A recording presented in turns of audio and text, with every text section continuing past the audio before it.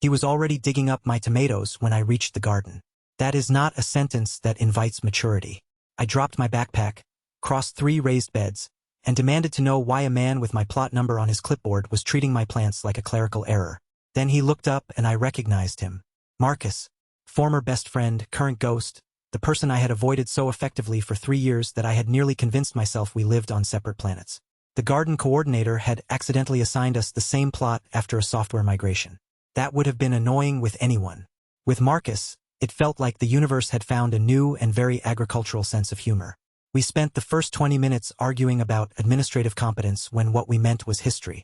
We had stopped speaking after his wedding, where I failed him in a way that had sounded small to me at the time and large to him ever since. I missed the rehearsal dinner because I stayed late at work, and then I made the unforgivable mistake of acting like the explanation was obviously enough. Standing between basil and tomato cages, neither of us could really pretend the plot mix-up was the point. So we stopped. We sat on overturned buckets while the coordinator panicked somewhere else and finally said the sentences we should have said years ago. I admitted I had treated his hurt like an inconvenience because I was ashamed.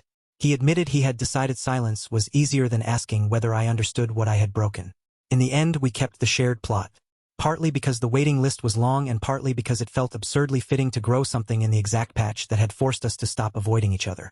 We built a second trellis, replanted the tomatoes, and argued more successfully about watering schedules than we had about anything in years. When the first ripe tomatoes came in, Marcus dropped 2 at my door with a note that said, "Still not over it, but willing to keep growing." It made me laugh, then made me stand in the hallway for a full minute holding produce like it was a peace treaty. In a way, I guess it was.